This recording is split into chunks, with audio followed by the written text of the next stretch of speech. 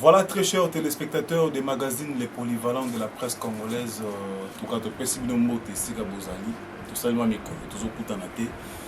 depuis tout ça, la mission gare centrale, la maître Bob Gengo, mais dans mon réaction, il y a des poto.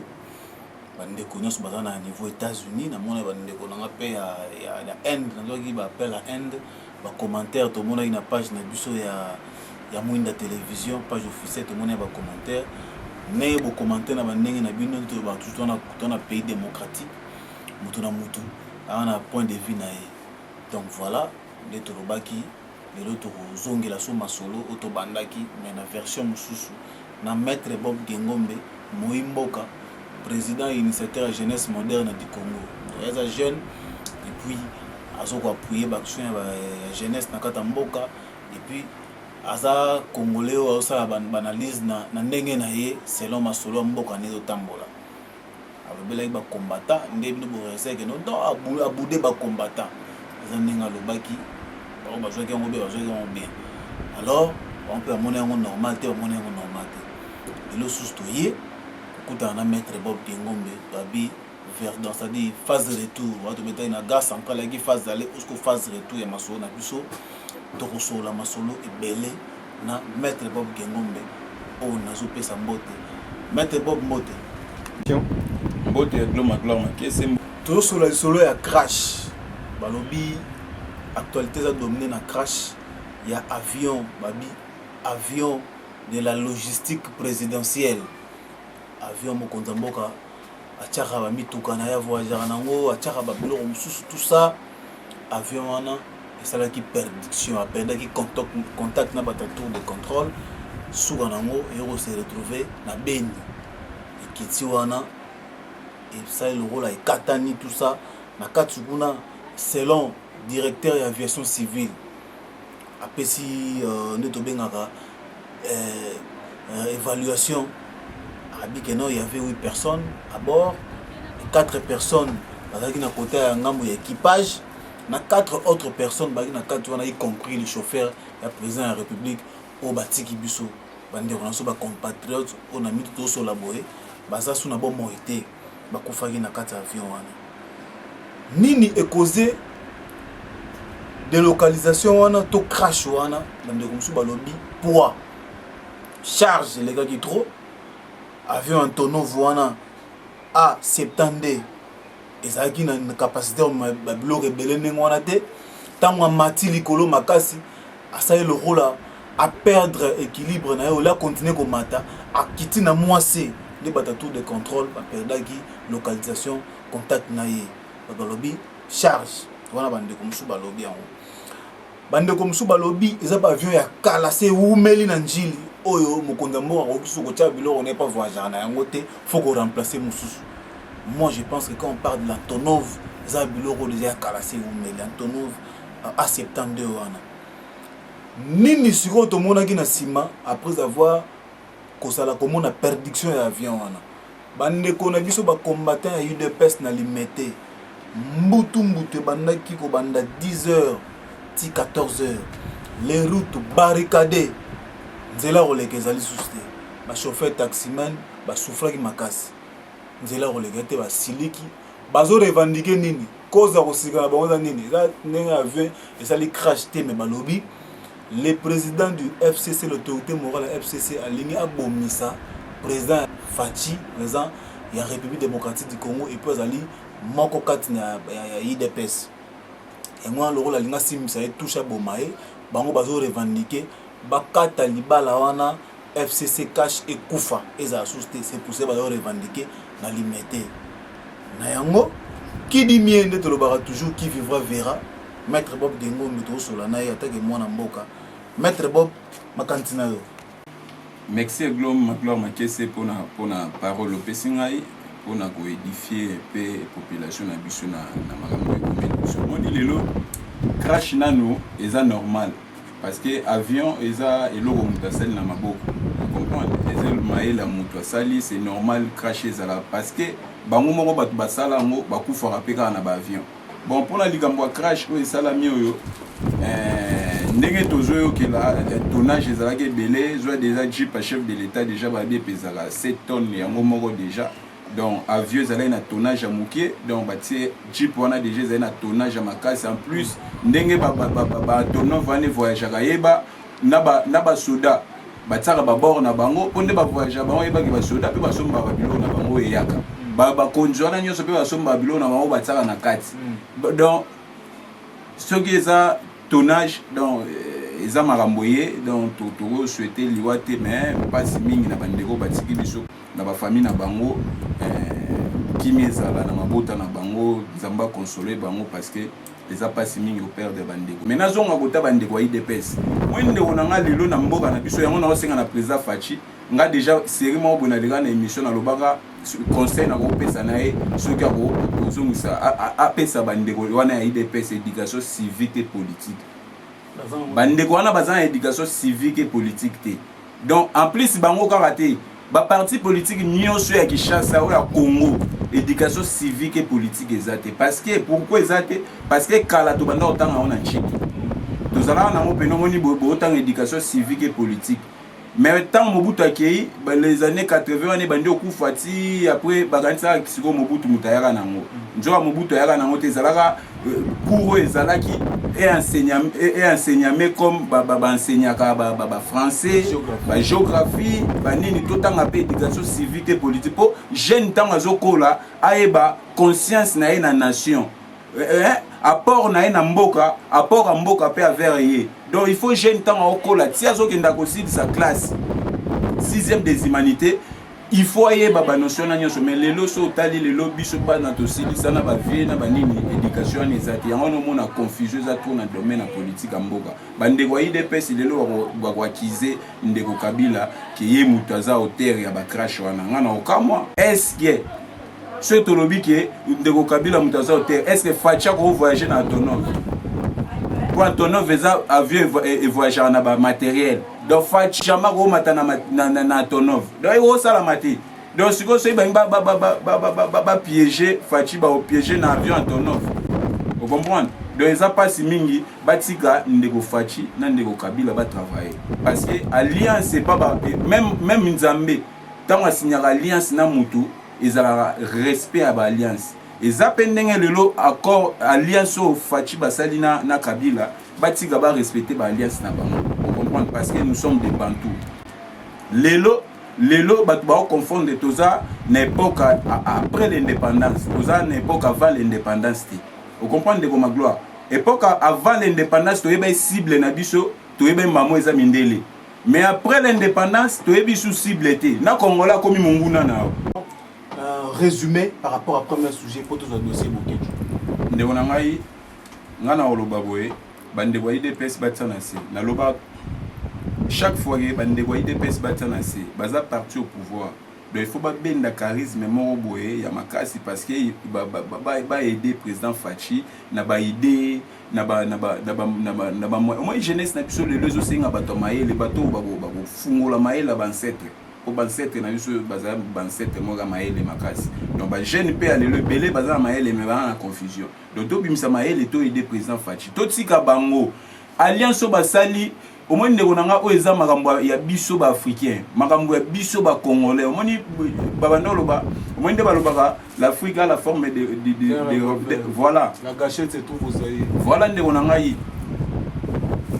tinde lobama bongo e lobama pamba te parce que eza pays moko prophétique donc lelo to yeba ke mboka na biso eza pays moko prophétique makambo nyonso esama na mboka na biso eza déjà prophétisé depuis kala que retourza na président Boy que Kabila koya que après Kabila Fachi koya mon belé tant Kabila sali discours né asuka na devant l'assemblée alobi que comprenez ma passion pour le Congo et belé ba ko oh passion nini ya fanta ou bien nini mais tina suka to comprendre que ça na passion moko makasi ninga ete makila ba congolais etanga ndeko na ngai oyebi makambo esama pona biso na 97 papa misusu net bana misusu abotami akoli ayebi mutu misusu ayebi ka kanchachi aza en place okende te papa la bango somba lupango te loko te nini te donc talaka esprit ezalaka na 97 wana siko ba père na biso esprit bazalaka nango Mobutu akeiso baba tumba Kinshasa oyo donc tonga to zika mabe mais à la fin de compte tala ndenge le kaka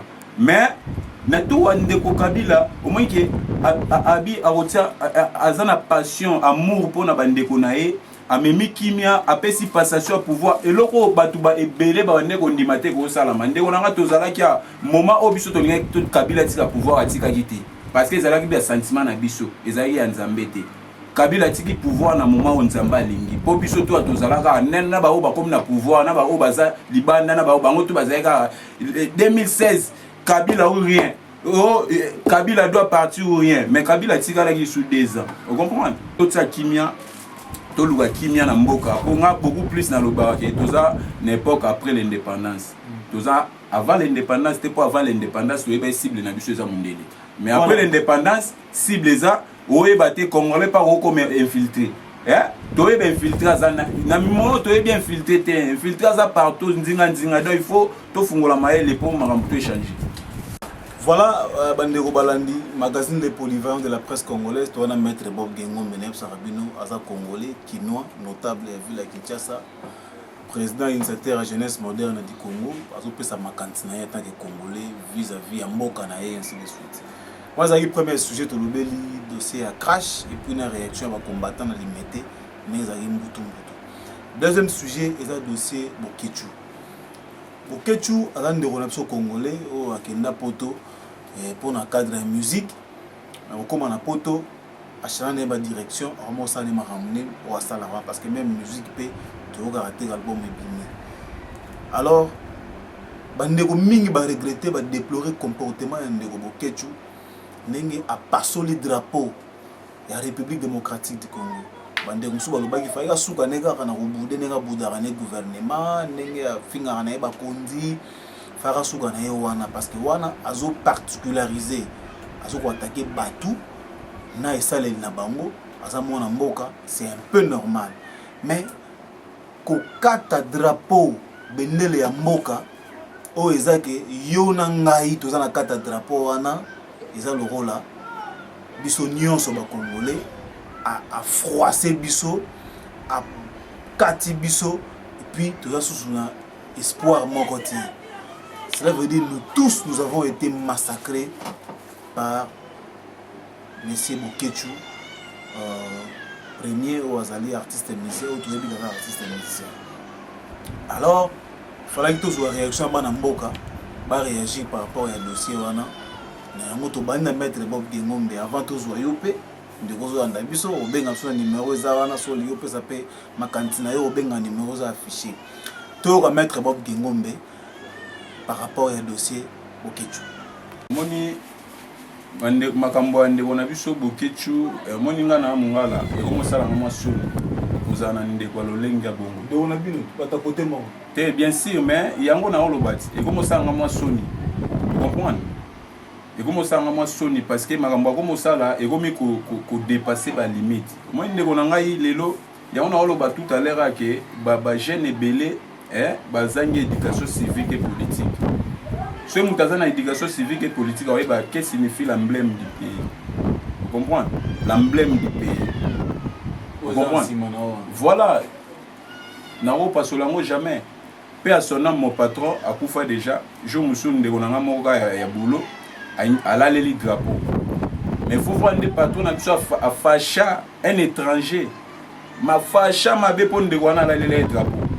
Mais si vous n'avez moko oyo mboka na biso azo pasole do apasoli biso ba congolais do isali pasi mingi ndeko yeto banda obenge chike li pasa chike li pasa do vena biso banda obenge se wana webi se wana banda obenge na bakan ayo betela biso Suède voilà au moins tu ba bengi se na ba manifestation na kan ayo betela biso to sebe to yeba na muziki so ba vena ba mère ba nini ba voyager na fait président maréchal bana Goma ba obenga yaki obeta na Goma ba nini obinisa bango sunda mai sunda moi ndeve azonga la musique parce que to zanga moi sunda mana ewana vous comprenez alanda lo engana ça ne sert à rien azo créer nde OK génération ni asima a créer les bango délige vous comprenez parce que ba c'est moka kana mboka te exemple eloro mi balé ba c'est moka na ngote za nzambe na mboka. Vous comprenez? Ba misu ba komokota na sentiment mambo ya mboko ba komokota na sentiment. Ba misu ba appel ya mboka et pesa meli ba moté ba zo ya ngoka na sentiment. moni po eza neti so ndio salela nzambe eza appel faut en appel beaucoup sont appelés Ils sont élus. voilà vous comprenez faut en appel aux appels élus mais na mboka so za no appelé tous élus to ça na divagation à plus au tiki génération na conflit pour nga lelo na ovanda na bureau moko na moni plus tard ndeko boke tu be mwana boke tu moko boyo bien koko na emo bo tant ka zo représenter ka komba boke tu mbala moko di e ka tsai kuna vous comprenez moi lelo boke tu zo luka donc lobby génération ni asima ba koko na e bana na ende ba kosibi oyi azo sala lelo ndeko na nga bitumba pona mboka ya lelo eza juste pour premier combattant yona akoma na ebso pe solo ba combattant pe échanger na tout kala to ba baza ba exilé politique baza ba exilé politique solo combattre zema ba musicien comprendre na ebetela wa motu nga na kinwa ne grandi na koli na masolo ya musique bale nani ni suna politique masolo ki combattant ezalaki masolo ba musicien bando pekisa ba musicien ko wemba bosoto banini ba musicien bando bebisa bando bebisa max vous comprenez mais lelo ki combattant we baluki comme profession ya bato donc c'est que ezo futa c'est que ba menoir futa te comme futa te ndeko na nga cop tala ndeko na nga cop e koma ko futa omona ba combattant musu atie makele kuna ye na kinawa ngai awa na obunda pona jeunesse na zui rien mais ya fingi mboka toi yawa azui kanyaka akiro to somba parler na poto atika na poto en plus bandeko na biso ba boke twana na marambo etali mboka aza na connaissance te aumeli to na poto asa combien d'années na poto aza flou na marambo elenga na Kinshasa ba tuna biso nde ba toto vanda to pesa ba vraies informations comprendre on ngai masolo mboka il faut assister même atana condamner président na biso Félix. Pourquoi vous avez bateau à poto ne pas kosala mais baza ba ignorant ba yebi eloko te après katami bandeko bazolela bandeko msu balobi ya possibilité ya kokanga et tout ça bon toi internet dans le monde entier balingi bayoka point de vue na yo toyoki nango lobi première partie deuxième partie alingi s'adresser na ye parce que émission elekaki alandaki tozwaki bamessage ya bato na ye so il faut loba ne eloko moko parce que moi je pense que le baba nga tende onanga yo moi natu mama okanga na poto ba okanga bango ete po mindelo wana bande baza sima na bango comprendre nga na lo ba terme ya authenticité ndenge yaza muta mobutu aza muta mobutu a terme authenticité moi mboko bato ba ko changer ngo za bana ba série 7 bana ba série 8 pour biso bato za notion pour bana ba série 9 tant Kabila koti bazela na ba 7 ans donc bana ignorant na mambo so juste bana ba 2000 isunde bango kunde koloba te nga so mwana 2000 opesa nga leçon na boya na ngai génération Kabila ba ebi rien en plus baza ba mal éduqué ba bien éduqué baza mukie donc il faut biso neto impliquer bango autozui pas ba vie mais comme si le éducation ezate lo kana olobana pas vie na ngai boketu aza vie mais tika mambo sala ndeko na ngai vie na ngai so lingo luka mbongo yaka na mboka na yo luka mbongo na ndinga bien ou bien beta musique to obina onde to banda obina o bande ona biso to obina ona ba matanga to obina onde to banda be asunda mai sunda ba mama ya despe sunda mai aban mais lelo atiki domaine na ya kotina masolo ya yete masolo mboka po beta mo il faut na notion il faut ça la pe mutoza appeler ou bien eli donc moi ça l'a bien monté aide masolo ça la te so ayeba ki ngoko pasola a pasoli non drapeau pour ani mais ce lelo ba lo ba ke Kabila za Rwandais oh mais beaucoup sani Kabila Rwandais tempo nga papa ni azala testament moyi na oyi ko boya ngo jamais pour Kabila le père lo bato la musée sur quoi lo bana biso sur que Kabila za mo ana eti ndeko na ngai monia lelo ndeko na biso boketu tamuso ayebi masolo mbogo te aluka ba yeba ebele pe ba olinga pe ko yeba te moni congolais ignorance et pas congolais ni ko yeba te ali ko tanga ba livre te moni ngai nazwa ka tanga ko tanga éducation civique et politique te na ba âge na ba classe le 5e des humanités 6e mais na somba ba livre pour na rattraper notion wana parce que c'est très capital pour la vie il y a biso ba congolais c'est vraiment c'est très capital ndeko nanga papa na biso Félix ndate école ofele azongi c'est civisme nan ko banda na classe C ti boko mana ba humanité et côté éducation civique et politique ti mwana aussi ça azo bac na ya azo diplôme na ye aza déjà na notion ya mboka na mutu mais lelo mwana 6 classe ayebi ne lokote ayebi ka ko finga ba président ayebi ka ko finga ka ba dirigeant analyse côté mboka bayebi na bango te tout le monde qui connaît mutu nyonso ayebi alingi apprendre te. Voilà maître Bob Gengombe expliqué bana poto partout balanda biso ke tu na bureau jeunesse moderne du Congo où ezali association na yo sans but lucratif donc bureau bozomona na ba image net bozomona ba image wana d'Hervé Makese tout na kati ya siège jeunesse moderne du Congo ba jeune ba travailler na kin. Il y a des jeunes qui travaillent pour l'avancement de ces pays. Travailler. Donc, il aura beau, ça a mis un bon ya politicien mogoté, et ça a mis un bon ya mokondi mogoté, et ça a mis un makasa tato.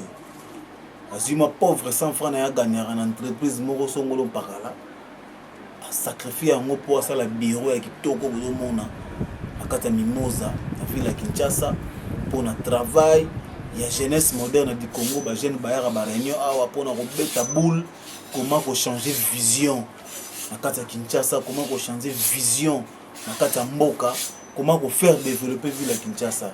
Donc, tout ça, les missions, Nakata bureau et jeunesse moderne du Congo. Pendant que Bino Boyo Ambon, Bosa Maramoussous, mais il y a des jeunes à Kinshasa, qui ont faire développer Mboka, faire développer ville, parce que Mito est ça.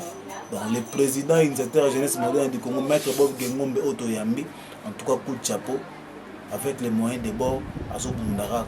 Donc voilà, mais soutien peu vous allez bienvenue. Et puis après ça numéro na suka pour encourager mon balo à Zobunda pour la évolution en Mboka.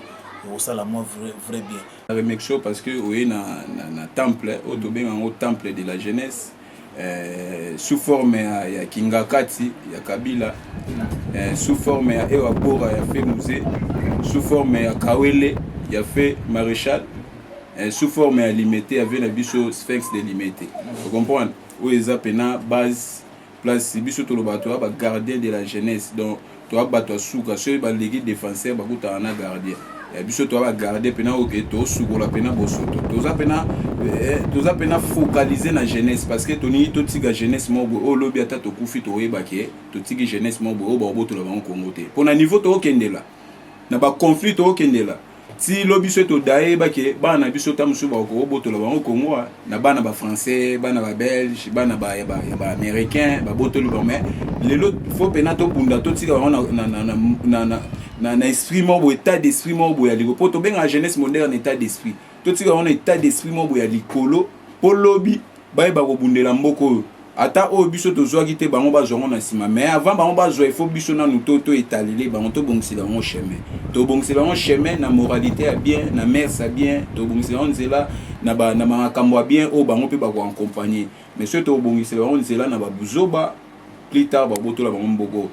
Voilà, nous sommes arrivés à la fin de ces magazines les polyvalents de la presse congolaise présentés par votre humble serviteur Aiglon Magloire Makese, polyvalent de la presse congolaise de Lobagi.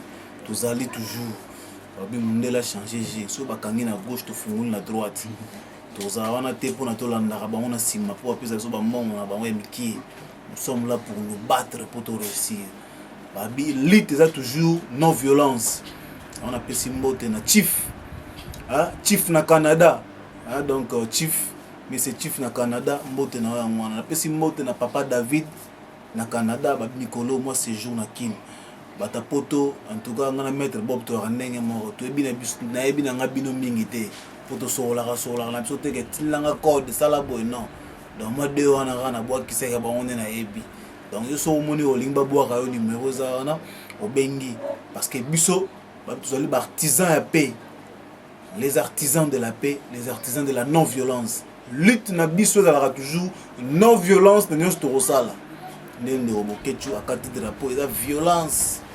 En tout cas, non, N-O-N, yango te. Yango wana te. Balobi politique, non violence.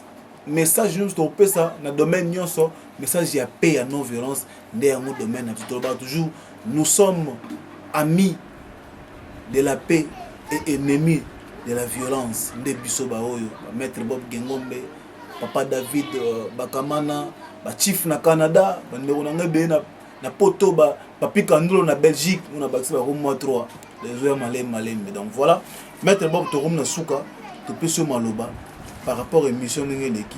Dernier mot ça, merci na bandeko nyonso. Moni ba sa confusion te. Naza muta FCCT. Naza pe muta ya PPRDT. Mais je suis joséphiste kabiliste. Il faut vous comprendre nuance wana. Nuance eza ndenge morote. Il y a des gens qui sont eza na bato baza na PPRD. Famille politique, il y a ndeko na biso Kabila. Il y a des gens qui sont dans l'FCC. Bandeko regroupement politique ya ndeko na biso Kabila.